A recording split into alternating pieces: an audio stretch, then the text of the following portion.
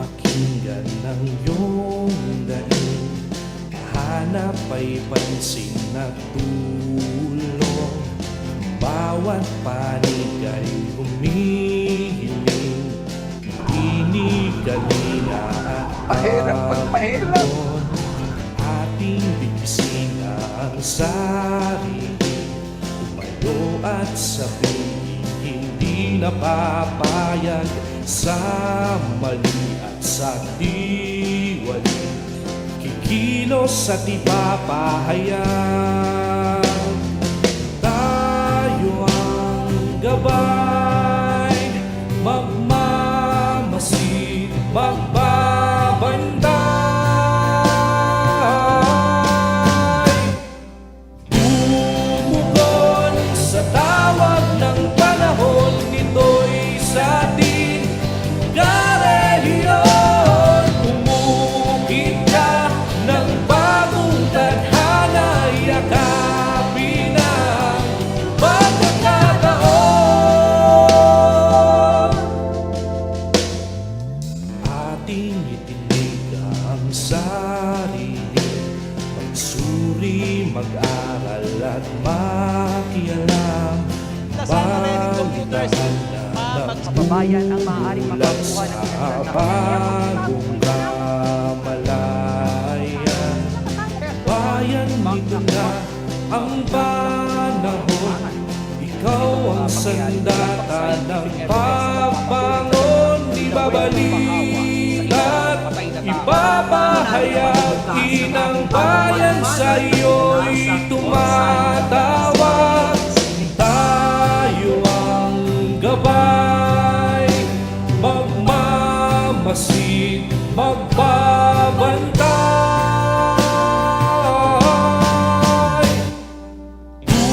Tumugon sa tawag ng panahon, nito'y sa ating karehiyon. Lumukit ka ng bagong tadhana, yakapin ang pagkakataon.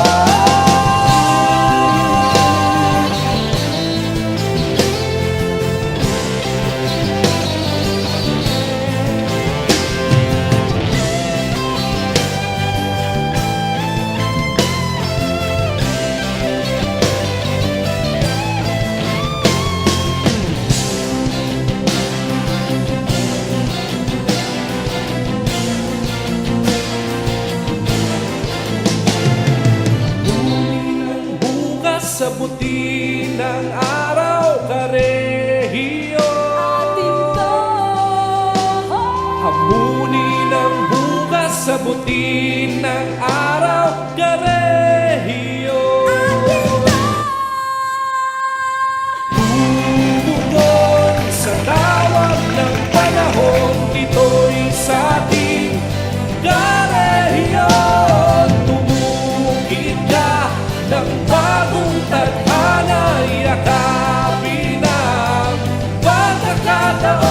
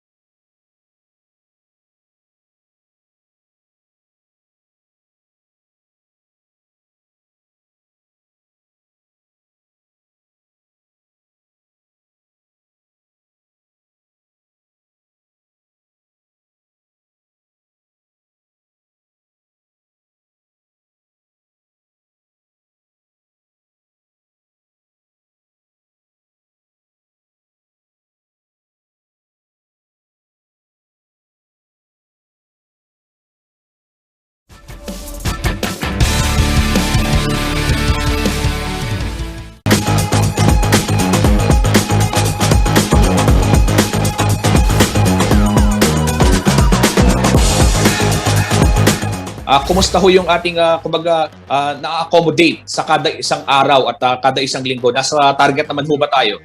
Opo, ito pong 92,000 is about 78% of the total target. So, ongoing naman po yung pagbabakuna natin. Paano ho kaya matitiyak ng kagawaran ng kalusugan na hindi magagamit sa pamumulitika itong tinatawag nating vaccine rollout?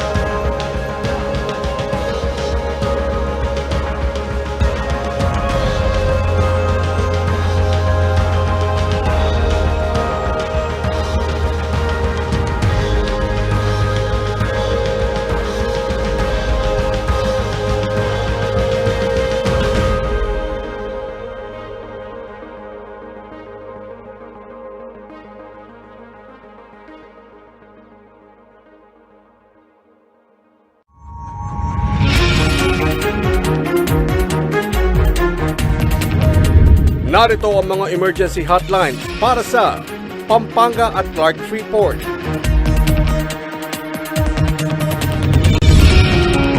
Bataan,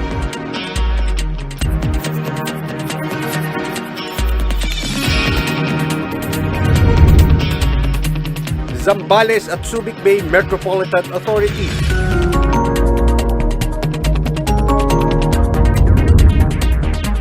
Tarlac,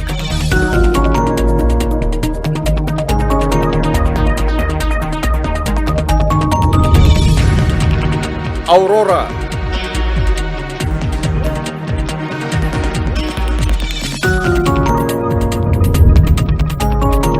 Nueva Ecija,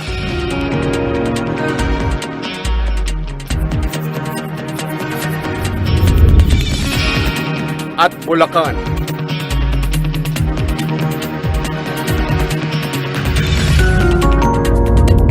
Maging handa upang makaiwas sa sakuna. Maging alerto alisto.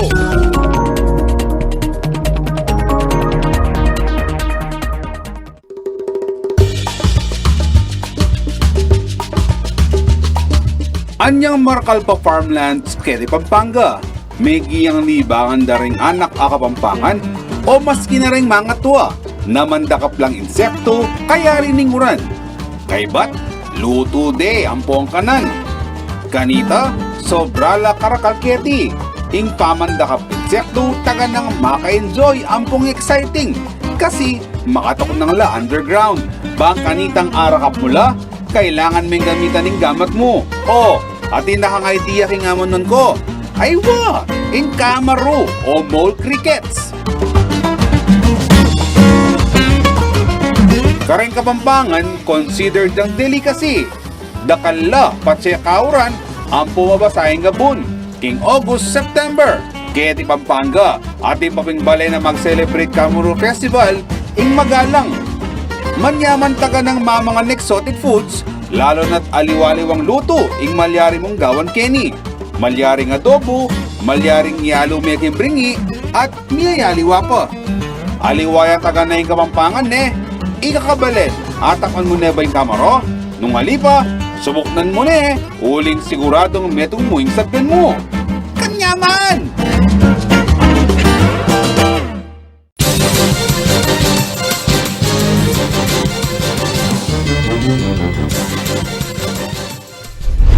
Narito na ang mga malaking balitang Central Luzon ngayong araw. 10-hour operation ng mga public market sa San Fernando ay pinatupad hanggang April 18. Mga magkapitbahay nag-ambagan para dagdagan ang kulang na ayuda ng pamahalaan. Desisyong mag-home quarantine ng mga COVID-19 patients, nire-respeto daw ng provincial government. At Arayat Mayor Bon Alejandrino at EA Madef Alejandrino gumaling na sa COVID-19.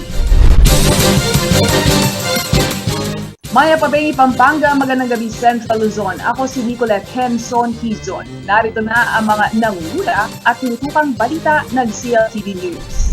Nakalabas na ng pagamutan ng mag-asawang sina Arayat Mayor Bon Alejandrino at Executive Assistant to the Governor na si Madef Alejandrino. Ayon sa unang ginang ng Arayat, hindi biro ang COVID-19 dahil tila nakipagbuno sila kay kamatayan noong mga panahong aktibo pa ang virus sa kanilang katawan. Samantala patuloy naman silang mag-home isolation at tiniyak ng alkalde na tuloy ang kanyang trabaho sa kanilang tahanan. Ang COVID-19 battle ng mag-asawang Alejandrino sa ulat ni Rainiel Pawit. Pasado alas 3:30 ng hapon nitong April 11, lumabas sa ospital ang mag-asawang sina Arayat Mayor Bon Alejandrino at Executive Assistant to the Governor Madir Alejandrino. 10 araw ring nakipagbuno sa sakit na COVID-19 ang mag-asawa. April 1 na makaramdam sila ng lagnat at pananakit ng katawan kung kaya't agad sumailalim sa RT-PCR test. Dito na nga nakumpirmang tinamaan na sila ng novel coronavirus. Ayon kay Ginang Alejandrino, tila isang kandila umano siyang unti-unting nauupos habang lumalaban sa nakamamatay na virus. Ilang antiviral medicines din daw ang itinurok sa kanya. Kaya naman payo niya sa lahat, Huwag na po ninyong hintayin na nangyari sa inyo ang nangyari sa amin. Sana po, maghugas kayong kamay, mag-ingat kayo. Unang-una po, bumati tayo sa Panginoon. Naranasan po namin paglaban sa kamatayan. Kaya sana po na po mangyari. Ang nangyari sa amin.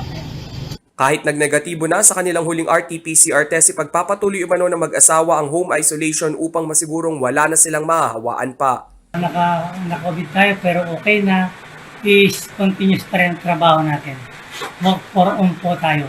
Tiniyak naman ni Mayor Bon Alejandrino na hindi mapupurnada ang mga pangunahing operasyon ng munisipyo. Sa kasalukuyan, naka-skeletal working arrangement ang ilang tanggapan sa munisipyo. Noong nakaraang linggo, lumabas sa monitoring ng Arayat COVID Task Force na 5 sa halos 200 tinamaan ng novel coronavirus sa bayan ay empleyado ng munisipyo. As of April 10, 267 na ang kumpirmadong kaso sa bayan. 86 sa bilang ang aktibo. Rainiel Pawid, CLTV News.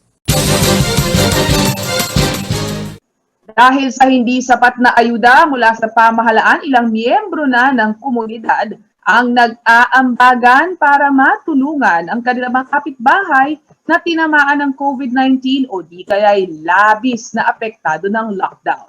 Ilan sa kanilang nagbahagi ng kwento kay Paulo G. Santos sa report na ito.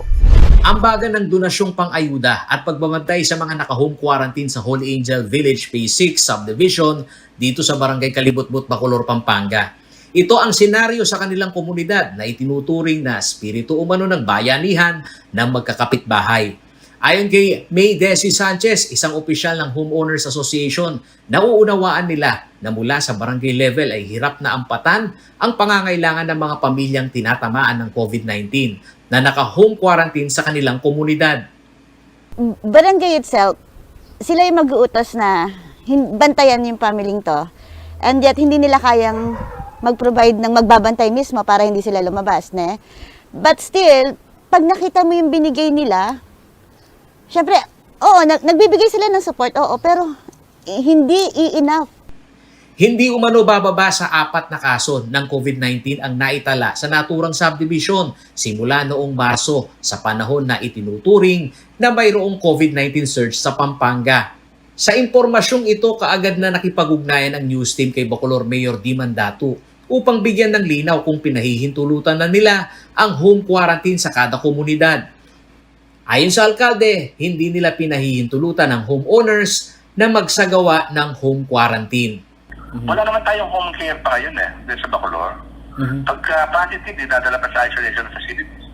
Nagkataon naman na habang kausap namin si Mayor Dato, kasama nito si Governor Dennis Delta Pineda at aming nakapanayam sa telepono hinggil sa aming verifikasyon kung pinahihintulutan na nga ba sa lalawigan ang home quarantine. Sinabi ni Governor Pineda, kailangan ng koordinasyon ng homeowner sa barangay upang maiwasan ang home quarantine na wala pa umano sa estratehiya ngayon ng IATF ng provincial government. Sabi mo sa homeowners, i-report nila sa barangay. Huwag nilang itago kamo. Yeah. First thing. Kasi pag yung barangay, hindi nalaman yan, hindi nalaman ng barangay yan, hindi mo malalockdown yung bahay. Ayon kay Governor Pineda, nirerespeto naman anyan nila ang pasya ng ilang pribadong individual na nagpupositibo na ayaw magtungo sa isolation facilities. Ngunit obligasyon anya ng barangay na bantayan ito hanggang 14 days para sa home lockdown. Wala tayong binibigay, walang ganyan. Yeah. Pero Paulo, Yeah. hindi mo po pwedeng pwersahin yung tao. Nakuha mo? Yeah, go. Halimbawa ikaw, nagka-COVID ka. Alam mo, punong isolation, wala kang pupuntahan. Mag-i-insist ka, home quarantine. Lockdown ko yung bahay mo. Sa regulasyon ng homeowners, sinabi nila sa CLTV News Team na nakasusunod sila sa household lockdown na umiiral ngayon sa Pampanga na mahigpit na ipinagbabawal ang bisita na hindi naman sadyang umuuwi sa naturang subdivision. Sa mga naibabalangkas na community quarantine protocol ng probinsya ng Pampanga, ang household lockdown magiging matagumpay kung may kooperasyon ng komunidad sa reporting. Ayon sa local IATF ng Pampanga, isa umano sa nakikitang spreader ng coronavirus ay ang family gathering, kaya isa ito sa pinakababantayan. Lalo na ang pagkain ng magkakasama ng pamilya na kasama na sa tradisyon ng Pilipino na nagiging dahilan ng kinatatakutang mabilis na hawaan ng nakamamatay na sakit. Paulo G. Santos, CLTV News.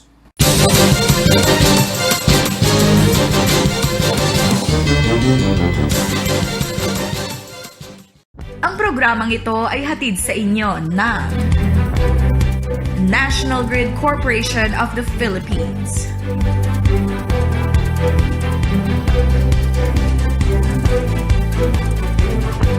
Reliable auto service brought closer to you at the Clark Freeport Zone. Laos Auto Services, your professional multi-brand service center, is right in your midst. It offers general jobs for repair and maintenance, body paint and detailing, collision repair and body works. Laos Auto Services at Clark Freeport is backed up by highly trained technicians, specialists in auto paint, detailing, body works and collision repair. Laos Auto Services, your professional multi-brand service center. Open Monday to Saturday from 8:30 a.m. Located along Manuel A. Rojas Highway, Clark Freeport Zone. For inquiries, contact 045-499-8080 or 0908-819-8080.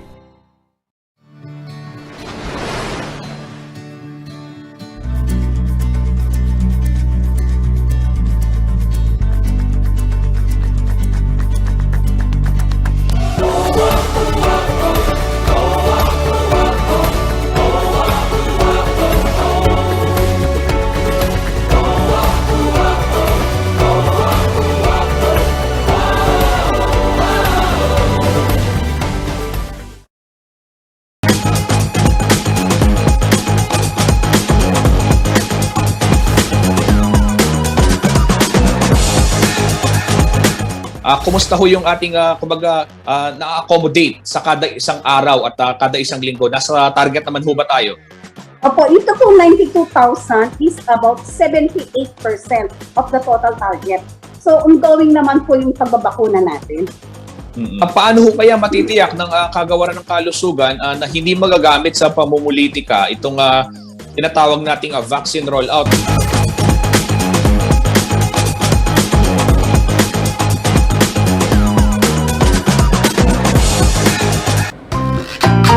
Naman mo, ingemi kibalo kinpeka pa mo sumpamangan kay Mabilo Gayato, ameni Batangketi Syudad Angeles, Pampanga. Ing metong kareng sangkan ot ing Kapampangan, balo daray sabla ang mga galing le karaskin pa magluto. O balo yun ano na niya nga malwan ko, wise to ka, ing Kapampangan Pride Assisi.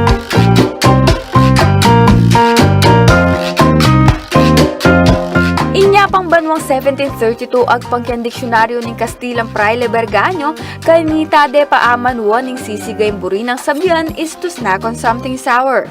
Anya namang bayo la pamewusureng miyali-waliwang versions na nini, ing metong kareng sinikat, ing sizzling sisig ning Angeles. Ore ni rin sangkap bang kanita makapagluto ka namang sizzling sisig, mantikilya, kalamundi, asin, vetchin, larang inanis, dildak kapaminta, ning nangate na ning manok, sibuyas, ampo pang ning nangaligang babi. Tataran maying babi sa kami gogo kayabe na ning nangate na ning manok. Bulos mo yung dakala sibuyas, kay bat pulisan may mantikilya ingke kang sizzling plate. Tsaka may bulos sing sisig.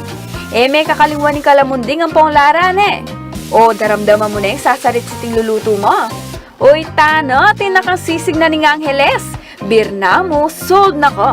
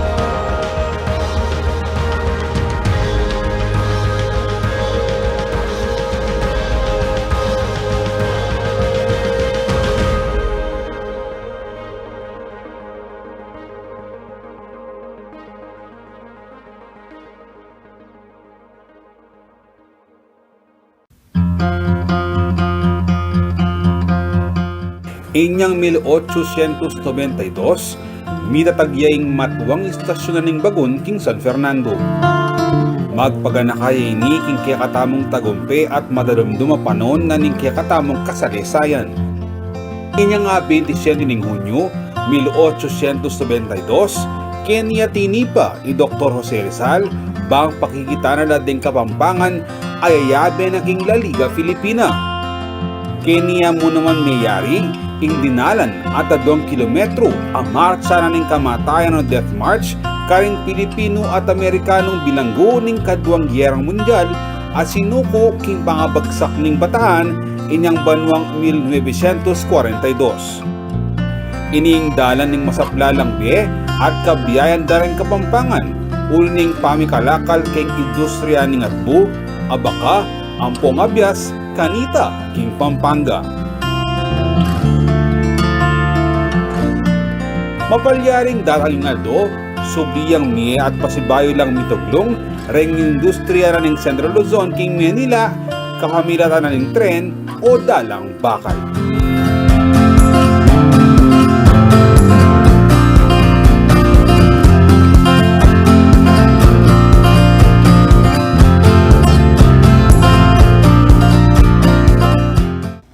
Luis Tarok, ing mapanwaluda ring malukang ortelano at obrero. Bibay tiyaking San Luis, Pampanga. Inampang neing kayang biye, pang sumaw pat sumuyo kareng kalulu at duhagi. King Kaduang Gyerang Mundial, supremo yang neni mo na king revolusyonaryong hukbalahap, ing hukbong laban king Hapon. Kapamilataning liderato na reng mga rakala baryo-baryo ni Tarlac Kampong Pampanga, lubos lang ikapos king gobyernong Hapones, bayo lapatindang ding Amerikano pasibayo. Ay ba't na ning gera, di nagalya at menyang buya bilang kongresista na ring Talapagobra. Kitong galiya bang nilaluya ing agraryong reforma at tinublik sane ing pamangapkam na ring Amerikano king katamong gabun. Ianguya biye edad siya mapulot netong banuang 2017 tega na ding bunying bayani ning Pilipinas. Bayaning Kapampangan, intalapan walu dareng malukang kabalen.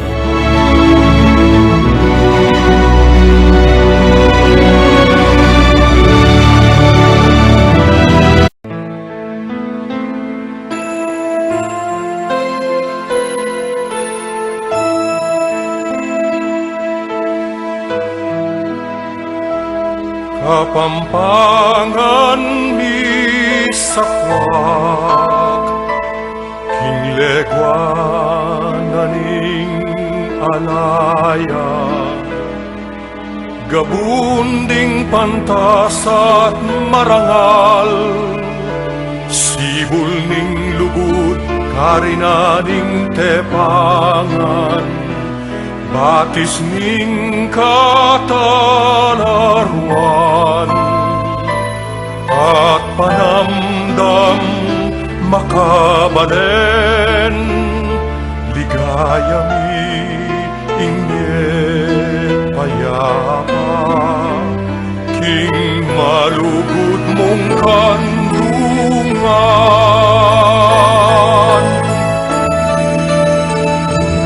Kapampangan sa lening legwan, Kapampangan sandalaning katimawan,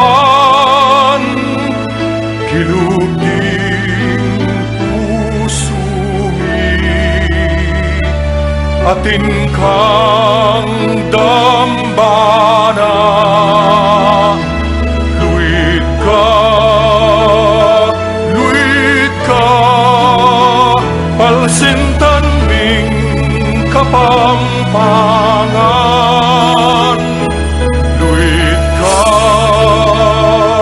luit ka, palsintan ming Kapampangan, Kapampangan sa lening legwan, Kapampangan sandalaning katimawan, kiluging pusumi, atin kang dambana, luit ka, palsintan ming Kapampangan, luit ka, palsintan ming Kapampangan.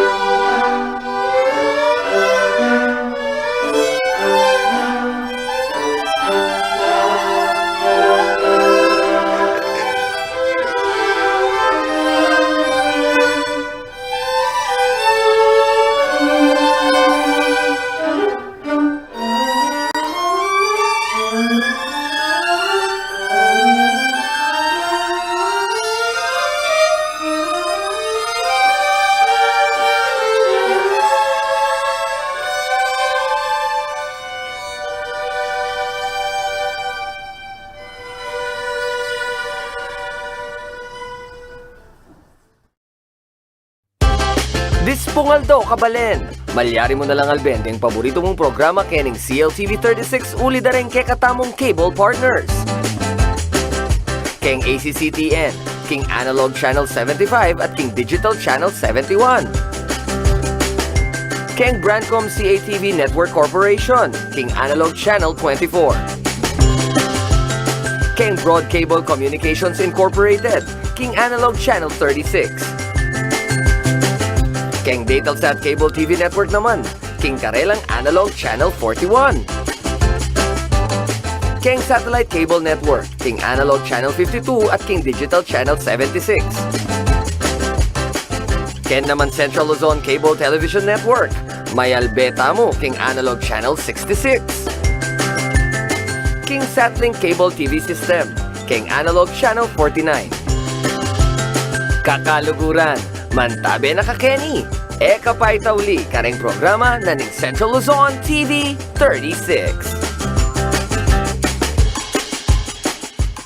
Mga kids and parents, excited na ba kayo sa inyong teleskwela classes dito sa CLTV 36? Pero nakararanas ba kayo ng problema sa signal? Solusyonan natin yan!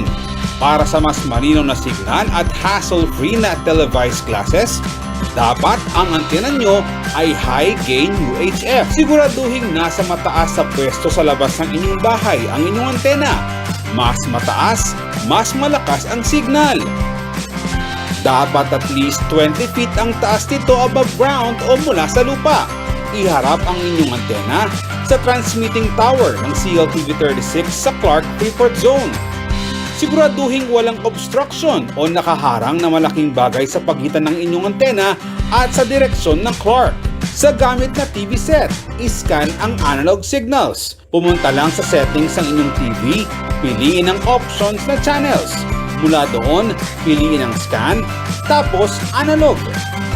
Sa pamamagitan nito, masascan ng inyong TV set ang CLTV 36 at matatanggap ang signal nito.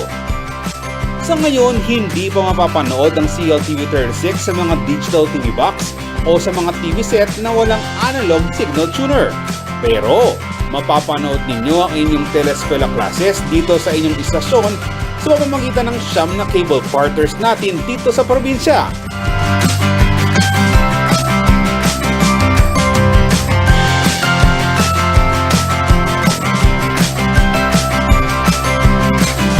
Mapapanood din tayo sa Signal Cable Channel 115.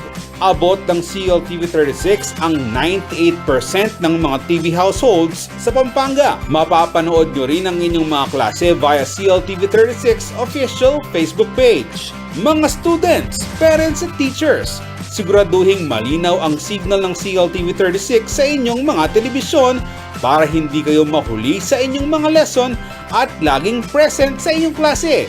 Dito lang yan sa kapartner nyo sa teleskwela, CLTV 36.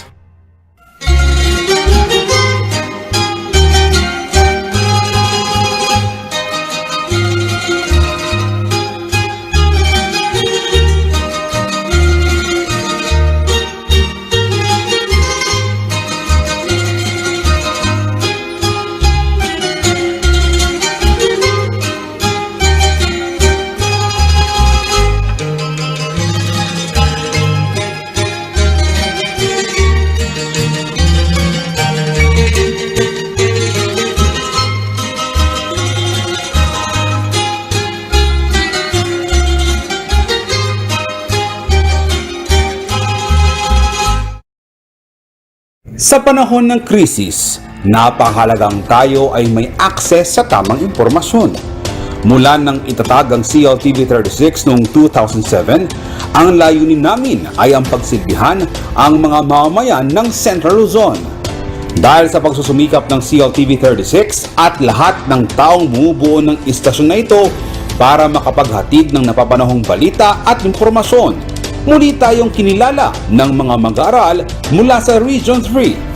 Maraming salamat po sa Paragala, the Central Luzon Media Awards 2020 at Holy Angel University Communicators League sa pagkilala ninyo sa amin bilang Best Local Television Station sa ika-4 na pagkakataon. Maraming salamat din po sa aming mga kasamahan sa media na araw-araw ding naghahatid ng balita sa publiko sa kabila ng banta ng pandemya. Nakakataba ng puso ang patuloy na pagsuporta at pagtitiwala nyo sa amin sa CLTV 36. Sa ngalan ng kasamahan namin sa media, buong puso pong pinaabot ng CLTV 36 ang pasasalamat sa inyo. Magandang araw! Maya Payaldo, mga Bataenyo. Mapapanood ang Central Luzon TV36 sa Bataan sa pamamagitan ng ating cable partners. Mabuhay Cable TV Analog Channel 57. Bataan Space Cable Network Analog Channel 43. Central Luzon Cable Television Network Analog Channel 75, Analog Channel 66, at Digital Channel 36. Malasimbu Cable TV Corporation Analog Channel 41. Hermosa Cable TV Company Analog Channel 71. Kaibigan, tutok lang sa Central Luzon TV 36.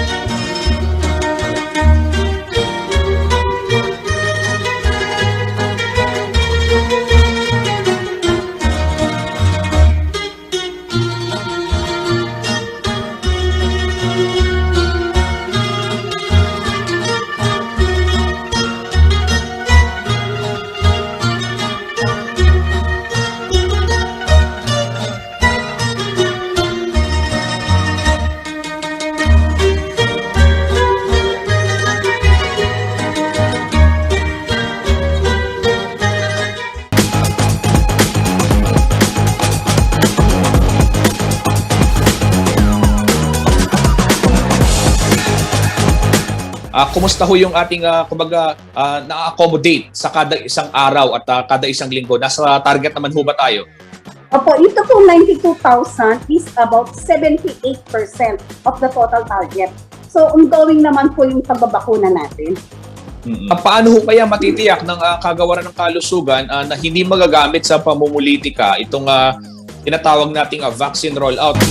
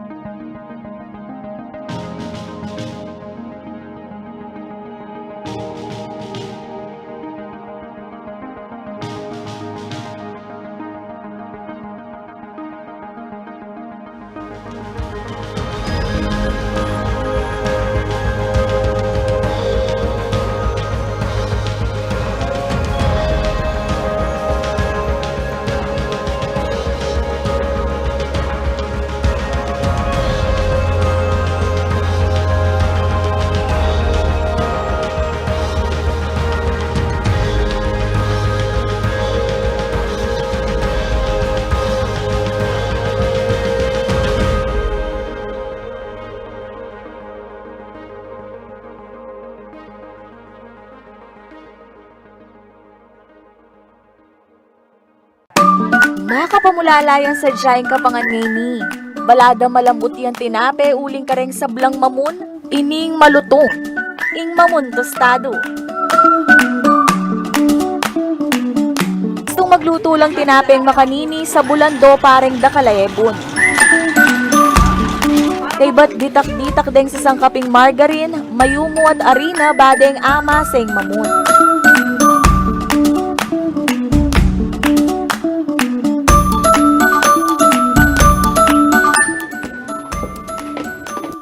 Pacheus tunay pa nga gogoing masa, idatok danay ni king lulanan balang mayorno. Hoy tana, bala mo makabalang panayis pa lang. Inyay naus dyan namang taysa ning tinape ngay ni. Ing taysa na ning mamunya naman ning gilyanda. Pisyan de. Kay ba't deng pengili, isa lang sandalang pasibayo ring balang gili, king kwadradong bandeha at pulisan dalang mantikilya.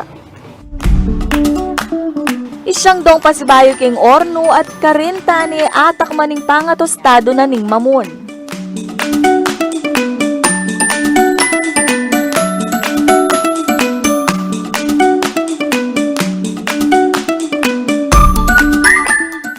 Pamoso yung pasalubungin kapangan ngayon ni Kem Pampanga. Ing malutong nga mamon tostado.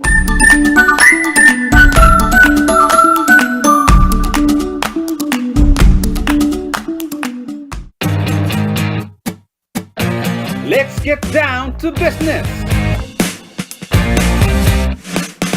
Learn all about Kapampangan culture. Live every day with style. Join us on our joyride.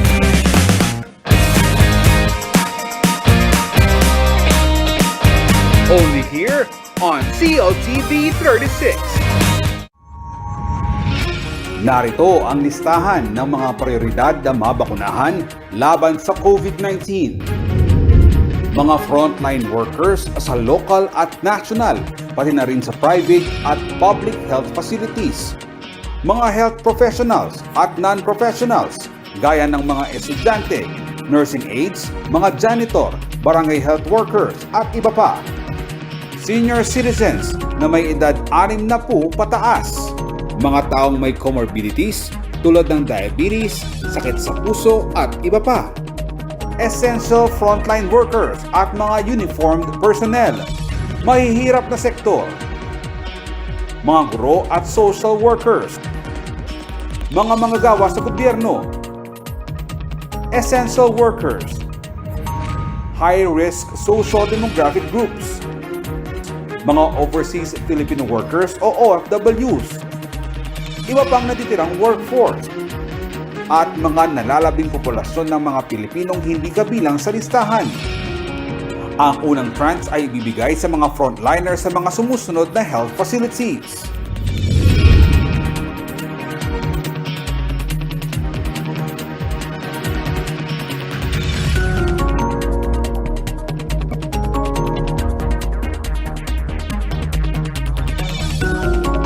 Dahil sa limitadong supply ng bakuna laban sa COVID-19, kailangang maging madiskarte sa pamamahagi nito. Prioridad ng mga frontline healthcare workers dahil kritikal ang papel na kanilang ginagampanan sa panahon ng pandemya. Ang pagbibigay sa kanila ng bakuna ay mahalaga upang matiyak ang kanilang proteksyon sa trabaho. Ang kanilang kalusugan ay nananatiling isang pambansang prioridad.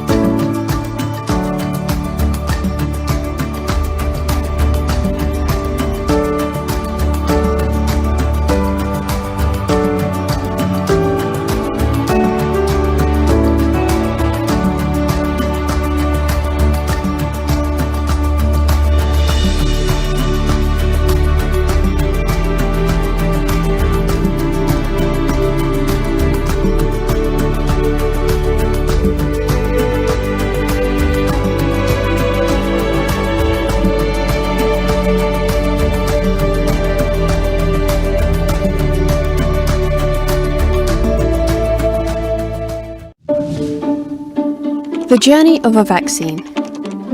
After proceeding through the 3 clinical testing phases and extensive quality control measures, an approved vaccine will begin production. WHO works with national regulatory authorities to continuously assess the quality and safety of each potential vaccine throughout its development. Countries or companies will typically work independently to complete trials and testing of a vaccine. Once a vaccine is authorized, scaled-up manufacturing begins. WHO assesses each vaccine in development and may grant an emergency use listing designation for use outside of clinical trials. The antigen is developed and combined with other ingredients. Quality and safety checks are undergone throughout production, and completed vaccines are stored in glass vials. Batches are carefully checked for quality before leaving the factory and are stored at cold temperatures between 2 and 8 degrees Celsius, minus 20 degrees Celsius, or minus 70 degrees Celsius to maintain integrity. Vaccine stock is flown to destination countries in refrigerated storage, then driven on refrigerated trucks, taken to a warehouse cold room, placed in smaller portable ice boxes, then transported to local areas, and administered by local trained health workers.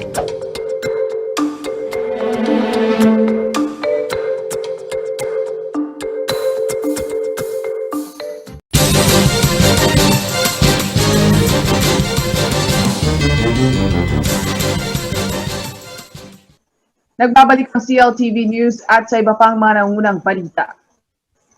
Nirerespeto raw ni Pampanga Governor Dennis Pineda ang kagustuhan ng ating mga kabalin na nagpositibo sa COVID-19 na manatili na lamang sa kanilang mga tahanan para mag-isolate. Pero pakiusap naman ng gobernador kumpletuhin ang itinakdang isolation period upang tiyak na hindi makapanghawa. May karagdagang detalye si Paulo G. Santos. Paulo G., ano ba ang sabi ni Governor Dennis Pineda tungkol din sa pag-home quarantine?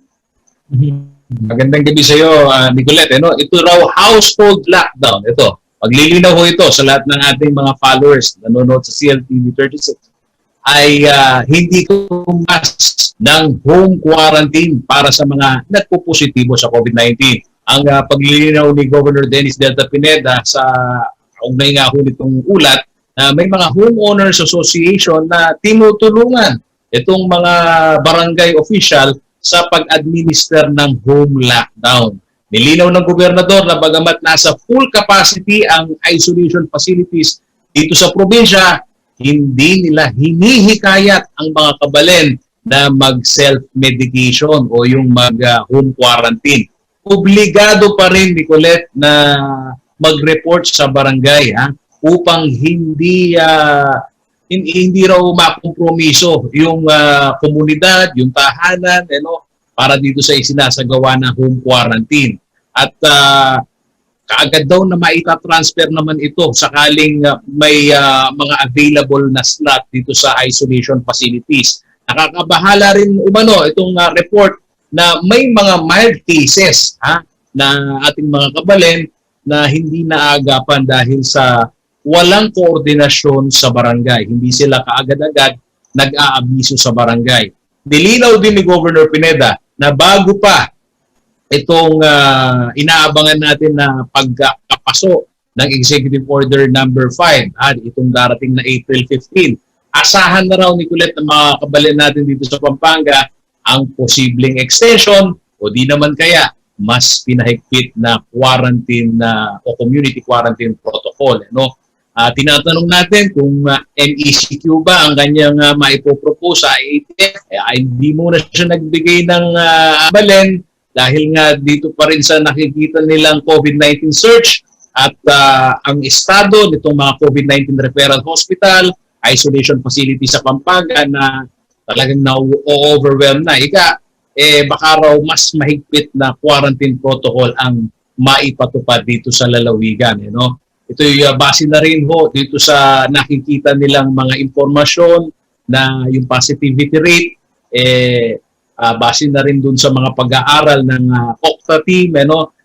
Tinitingnan daw nila kung paano yung maidi-deliver on the final day nitong health council ho ng Pampanga. Gayon na rin, konsiderasyon sa mga sa pribadong sektor, lalong-lalo na yung mga nagnenegosyo. Samantala, sa usapin naman ho ng mas pinahigpit na quarantine o community quarantine, nakasaad naman dito sa bagong labas na executive order ng Siyudad ng San Fernando, itong CMO 2021-21 ni San Fernando City Mayor Edwin Santiago, binibigyan niya ng kapangyarihan, itong mga kapitbahay, miyembro ng homeowners na magbantay sa umiiral na household lockdown na maaaring mapalakas pa itong kanilang reporting dun sa mga violators.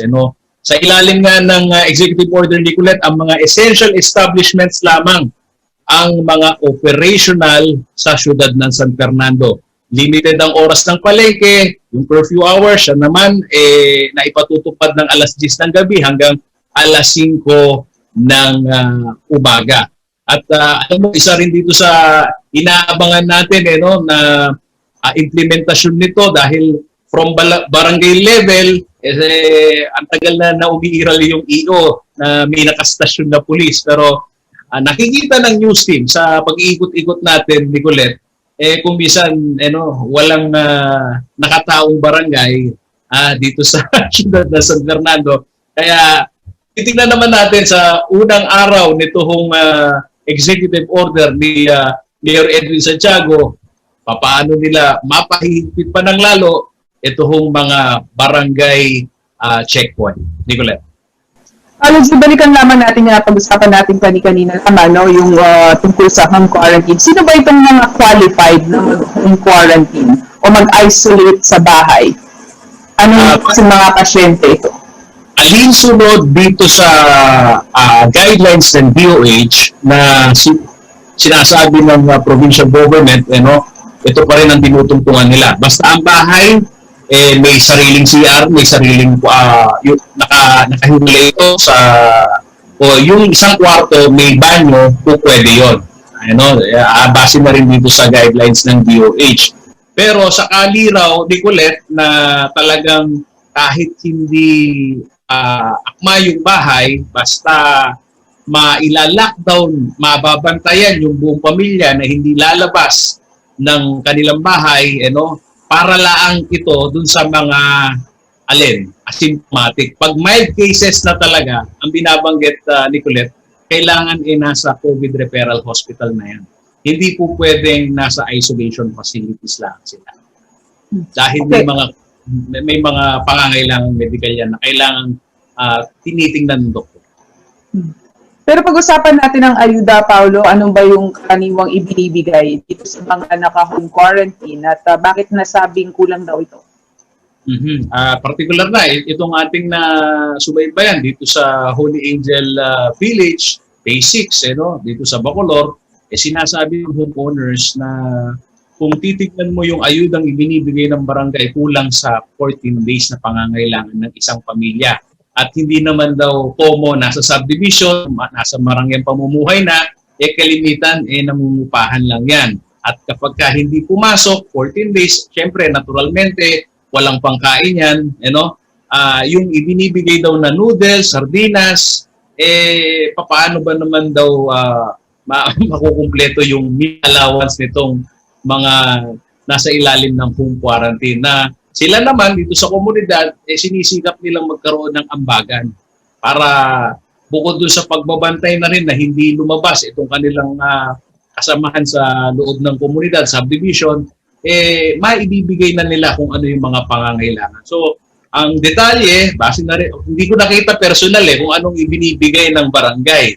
Pero base na rin dito sa homeowners na siyang naglilimita sa pagpasok sa loob ng subdivision, bukod sa mga delata, Nicolette, noodles at bigas yung naibibigay dito sa ilang pamilya na nag-positive.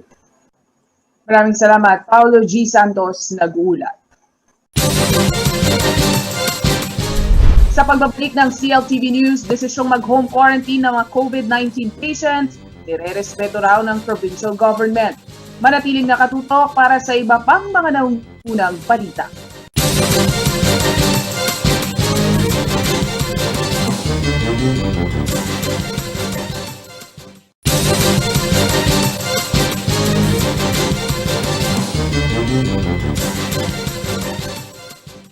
Nagbabalik ang CLTV News at sa iba pang mga nangungunang balita. Bagamat hindi nakapailalim sa Enhanced Community Quarantine ang lungsod ng San Fernando, Pampanga, linimitahan naman sa 10 oras ang operasyon ng mga pampublikong pamilihan dito. Tugon daw ito ng lokal na pamahalaan para mapigilan ang pagkalat ng coronavirus. Narito ang report. Hindi bababa sa 4,000 katao araw-araw ang mga parokyano ng Old Public Market sa siyudad San Fernando tuwing weekdays. Pumapalo pa ito hanggang 5,000 katao tuwing araw ng Sabado at Linggo. Ito'y ayon sa Public Market Administrator na si Mila Rivera. Dahil sa dami ng tao, malimit raw maging lugar ito ng transmission ng novel coronavirus. Sa ilalim ng Executive Order Number CMO 2021-21 sa loob ng isang linggo, 10 oras na lamang ang operasyon nito simula ng April 12 hanggang April 18. Hindi lamang ang public market na nasa Kabayanan, kabilang na rin sa mga apektado ay ang New Public Market, Sindalan Market, Bulaon and Northville Market. Ayon kay Mila Rivera, ito umano ang naging pasya ng local IATF upang maisagawa ang mas mahabang oras ng disinfection sa mga public market. Baka need to give time for disinfection, sir. Bakit maranon lang makoring kay vendors, bakit disinfect niya po masalisi, lalo na ngayon, darakal na talaga yung kaso. Hindi na rin umano sila bago sa pagpapatupad ng maigsing oras dahil tansyado nila ang hapon hanggang gabing operasyon ay kaunti na lamang ang mga namamalengke. At itinanggi naman niyang magiging sanhi ito ng congestion sa pamamalengke ng umaga. More or less, atatansya amin ita pong afternoon gatang 3 to 5, halos ala nang makaing mamalengke din. Ala nang masyadong tao. Inungkat din namin kung may umiiral pang contact tracing logbook sa mga parokyano ng palengke. Actually, ala niya po ita, pero karayong kay vendors at ila pong logbook.